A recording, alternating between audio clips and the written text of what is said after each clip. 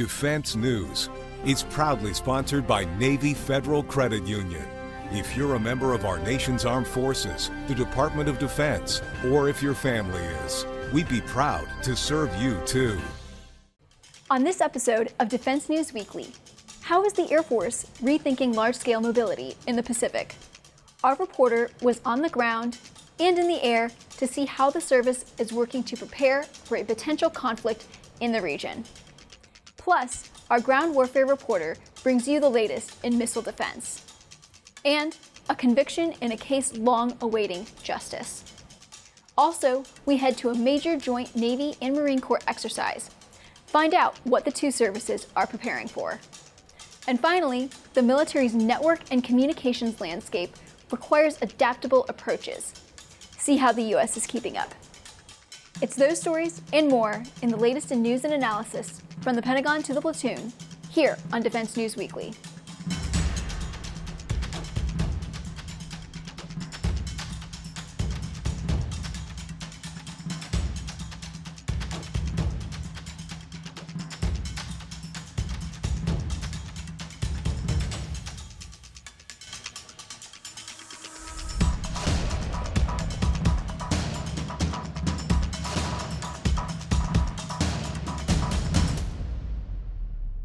Welcome back to Defense News Weekly. I'm Diana Stancy. With a potential widespread global conflict front and center on the Pentagon's mind, each of the military branches is looking for ways to prepare for a new type of fight.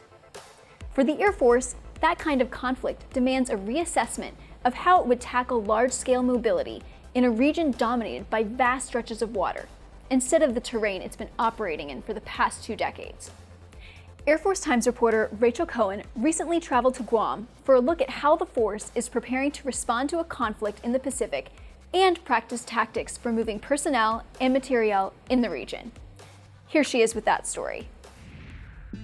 In recent years, many people in military spaces have gamed out a specific scenario. What would happen if China attacked Taiwan and the US decided to respond? A major question lies at the heart of that topic. How would America solve the logistics challenge of moving its military across the world's biggest ocean on short notice? To test some solutions, the Air Force recently undertook a massive exercise called Mobility Guardian 2023.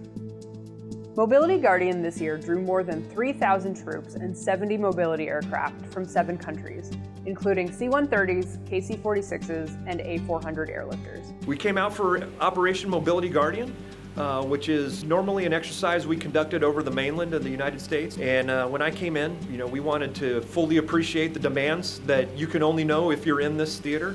So we decided to move the exercise into the Pacific. And so you're seeing about 70 airplanes, about 3,000 of our mobility airmen come into theater and do what we do best, which is airlift, air refueling, aeromedical evacuation, and certainly the ground piece of that, which is our global air mobility support system.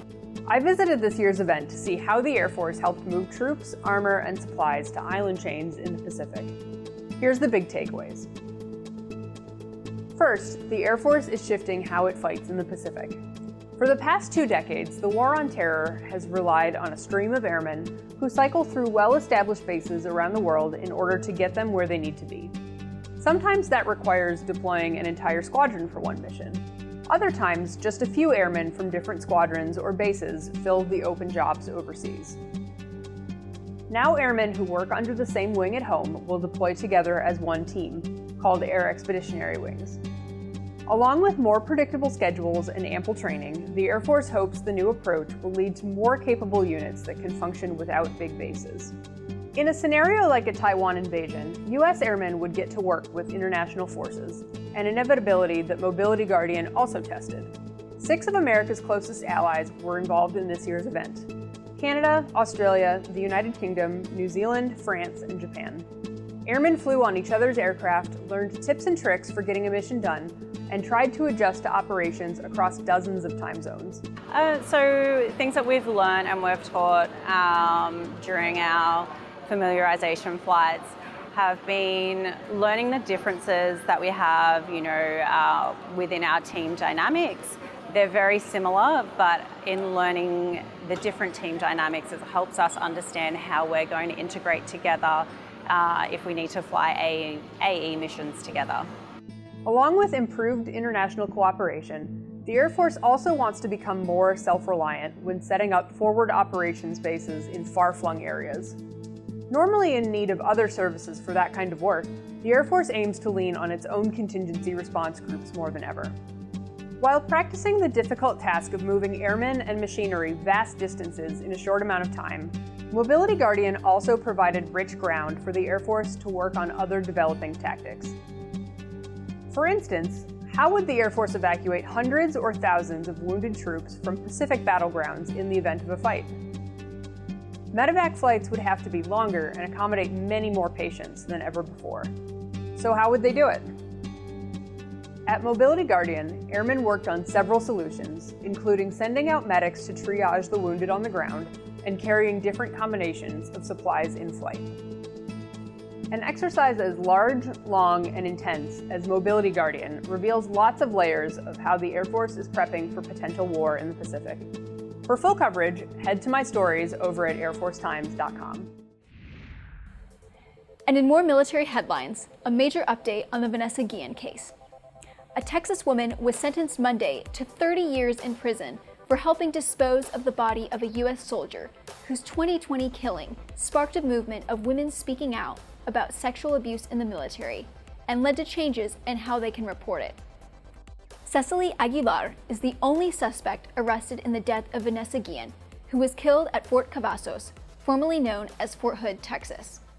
Aguilar was 24 years old when she pleaded guilty in November at a federal court in Waco to 1 count of accessory to murder after the fact and 3 counts of making a false statement. The sentence came after hours of testimony from attorneys, experts, and Guillén's family. Jaime Esparza, the U.S. Attorney for the Western District of Texas, said it was the maximum punishment Aguilar could receive, adding that he hopes the sentence will bring a sense of relief to the Guillén family. Federal and state authorities say Aguilar aided her 20-year-old boyfriend, Army Specialist Aaron Robinson, in dismembering and disposing of Guillén's body in a rural wooded area near the base. Authorities say he bludgeoned Guillén to death. A psychologist called as a witness for the defense testified Monday that Aguilar has reactive attachment disorder, meaning she did not form healthy emotional bonds with her parents or caregivers. Dr. John Matthew Fabian said the condition wouldn't keep Aguilar from knowing right or wrong. 2 weeks after Guillén's body was found, Aguilar pleaded not guilty to conspiracy charges. Later, a judge dismissed her legal team's attempt to throw out her confession because she said she had not been read her Miranda rights at the time her statement was taken. Guillén's family has said they believe she was sexually harassed during her time at the Texas military base. While Army officials have said they do not believe Robinson harassed Guillén, they did admit in a report a year later she was harassed by another soldier at the base. State and federal lawmakers passed legislation in 2021 honoring Guillén that removed some authority from commanders and gave survivors more options to report abuse and harassment. Army officials disciplined 21 commissioned and non-commissioned officers in connection with Guillén's death. When we come back, we learn about emerging topics in the realm of space and missile defense. Stay tuned.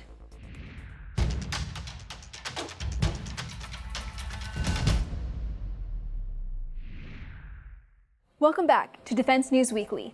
Space and missile defense is an area brimming with new challenges as everyone from major military countries to rogue states and independent companies all send assets aloft. To defend against threats from above, including possible hypersonic missile attacks, the U.S. is constantly trying to advance its technology and understanding of the potential threats, and how to identify, track, and destroy them. To talk about the latest in this field, Defense News' Jen Judson walks through some of her recent reporting on the topic. This month, the space and missile defense community made its annual pilgrimage to Huntsville, Alabama for the Space and Missile Defense Symposium, just shortly after President Joe Biden announced U.S. Space Command would remain in Colorado Springs, Colorado, rather than relocate to Huntsville, and amid Senator Tommy Tuberville's blanket hold on general and flag officer confirmations. The U.S. Space Command commander did not attend the event, and much of the typically information-packed speeches from high-ranking military officials were a bit stifled due to current roles. But there is still planning happening as the U.S. continues to evolve its missile defense capability to meet emerging threats. One of the hotter topics at the show was the Missile Defense Agency's efforts, in conjunction with the services, to develop an architecture on Guam to defend the island from air and missile defense threats across the board. The MDA began to discuss clear plans for outfitting Guam with capability, along with a rough timeline. But discussions at the symposium provided more clarity and context on the way forward.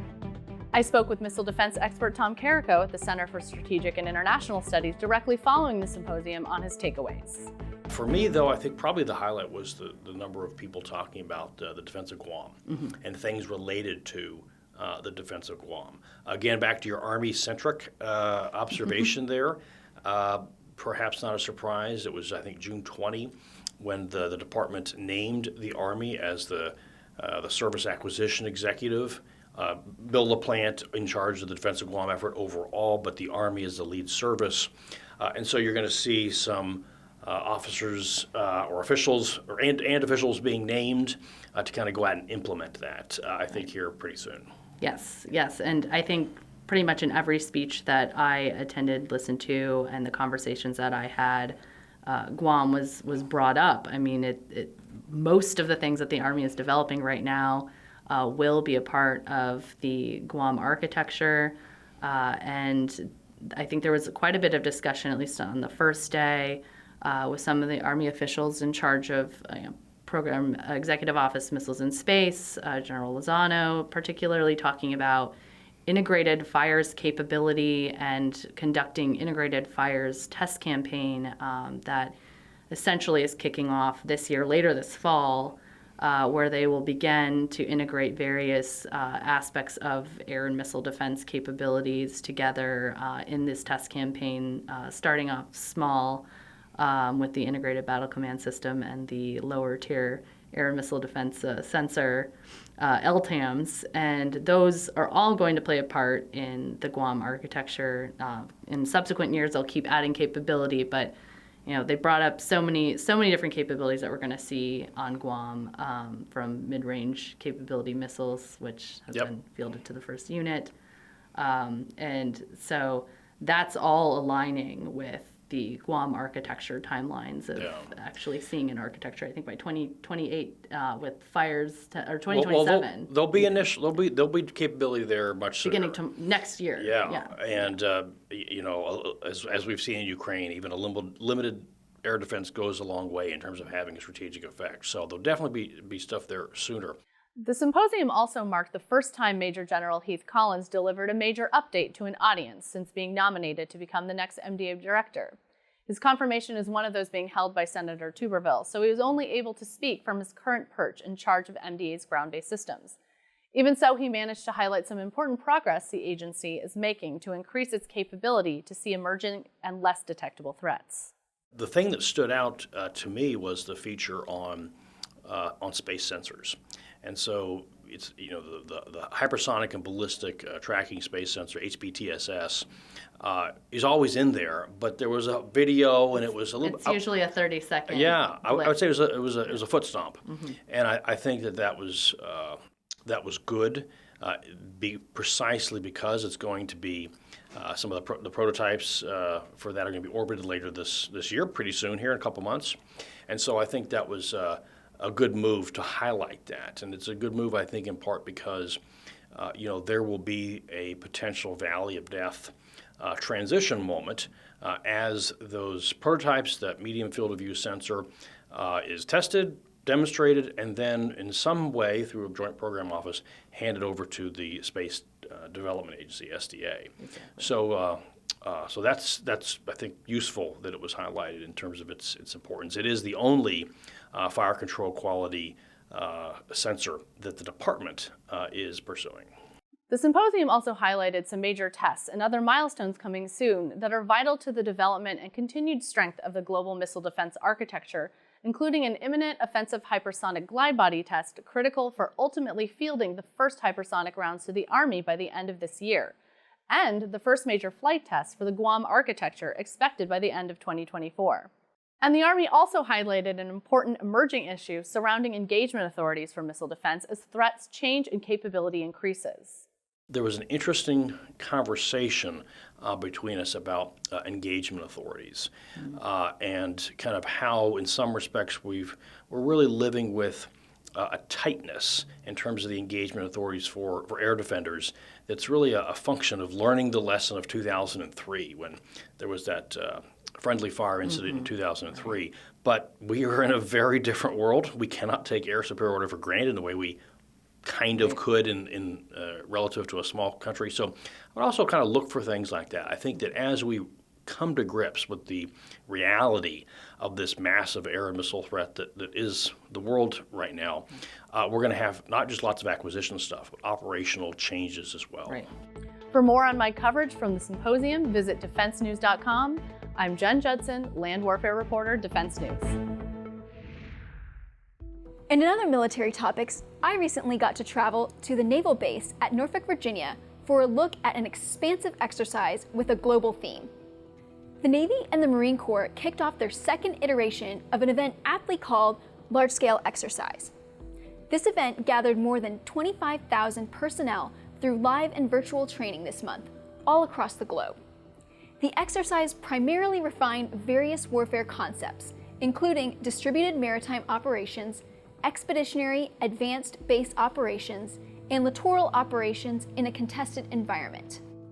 The basic premise of the exercise is that one major competitor starts a fight in one theater, say in Europe, and then another rival stirs the pot in a second theater, like the Pacific. So all the major fleet commanders have to work together to share limited ships, weapons, and supplies to win the one war and tamp down the other. Whereas some exercises assume you get all the tankers you need to refuel your planes and all the missiles you need to rearm, LargeScale Exercise is meant to test the whole force's ability to fight globally and share resources to deal with multiple fights around the world. The exercise used 9 maritime operations centers and 6 carrier strike groups, 2 live and 4 virtual, across all 7 U.S. fleets to globally streamline operations. Operating globally for this exercise, rather than regionally, was key for assessing concepts like distributed maritime operations, which synchronizes naval assets all over the world in order to challenge how the services maneuver, distribute, and integrate its forces. In the past, the Navy would park a carrier strike group in an area to conduct operations. But because competitors are operating in a globally distributed way themselves, this has forced the Navy and the Marine Corps to adapt and coordinate with its forces all over the world. To employ this, at least in training, the LargeScale Exercise utilized a live virtual constructive training environment, which means that ships docked pierside can be virtually placed anywhere in the world to deal with realistic threats. For example, the aircraft carrier Dwight D. Eisenhower is physically in Norfolk, Virginia at the moment, but during the exercise, it operated in the 6th Fleet, which is based in Europe. The ship itself had its crew aboard while it was docked. Altogether, the drill included more than 30 virtual units participating either pierside or from training facilities and staff headquarters all around the world. Taking part in the exercise were U.S. Fleet Forces Command, U.S. Pacific Fleet, U.S. Naval Forces Europe-Africa Command, Marine Forces Command, U.S. Marine Corps Forces Europe and Africa, and U.S. Marine Corps Forces Pacific. The exercise was headquartered at the Navy Warfare Development Center at Naval Station Norfolk in Virginia and ran from August 9th to 18th. Navy leaders said planning started for the next iteration as soon as this one ended. Want more from LargeScale Exercise? You can read all the stories at NavyTimes.com. Don't go away. When we return, our personal finance expert, Jeanette Mack, gives you tips on preparing for a natural disaster.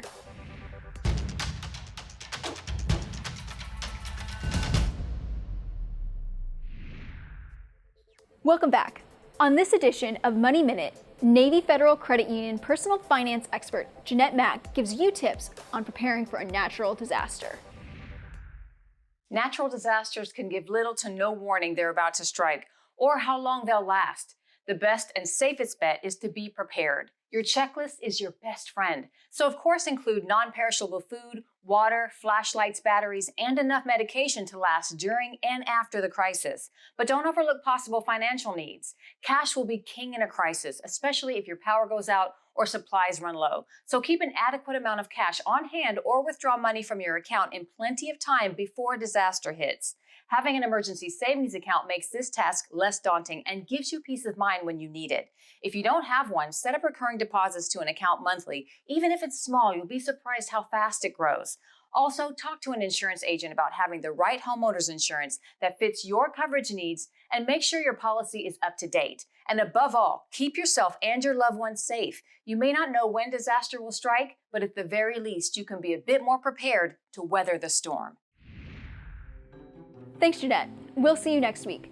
To get more coverage of military and defense topics, roll out of that rack and check out Army, Navy, Air Force, and MarineCorpsTimes.com, as well as DefenseNews.com.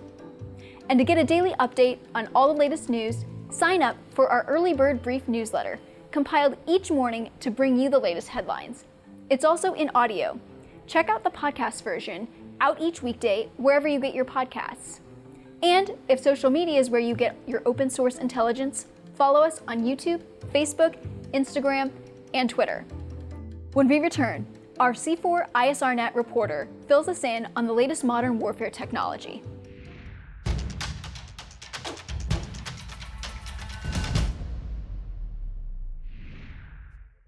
Welcome back to Defense News Weekly. I'm Diana Stancy. The evolving landscape of modern warfare, particularly in network and communications, was front and center at TechNet in Augusta, Georgia. The conference covered everything from cybersecurity to electronic warfare, all with the backdrop of the real-time battlefield testing ground in Ukraine. Fresh from the conference is C4 ISRNet reporter Colin Demarest, who is here to fill you in. The TechNet event in Augusta, Georgia is an annual checkpoint in the world of Army technology and digital connectivity. And I'm here in the Garden City figuring out what exactly is the next big thing and what service leaders are thinking. First up, thousands of service members are using their personal devices to access Army networks and conduct official business under a new program. It's made possible by the Army's Bring Your Own Device initiative, or BYOD, a product of more than a year of brainstorming, piloting, and cybersecurity checks. The 20,000 BYOD users so far include active duty soldiers and civilians, as well as the Army Reserve and National Guard. Lieutenant General John Morrison, a top IT official, and Kenneth McNeil, the Guard's Chief Information Officer, have both praised the program, which is supported by small business Hypori and its Halo application. Second on the list, the Army is ready to test combined cyber, electronic warfare, and signal intelligence tech known as the Terrestrial Layer System Brigade Combat Team. Brigadier General Ed Barker told me the TLS BCT will undergo an operational demonstration in September, and that evaluation will help determine the steps forward for the jammer. The Army is reinvesting in electronic warfare after years of atrophy, mainly because of fighting in the Middle East.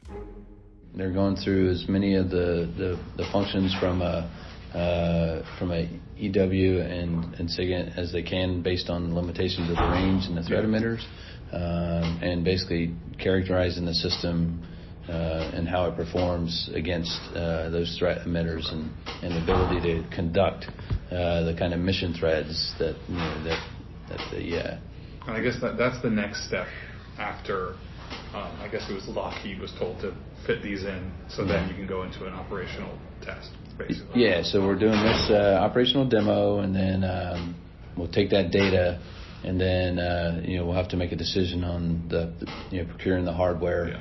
Yeah. But there's going to be a subsequent operational assessment in 25, and that will really kind of line up with us going back to Mr. Bush to asking for a decision on whether to conduct a rapid fielding or have it transition to a major capability acquisition where we start going down the traditional path. And it really just depends on where the technology is.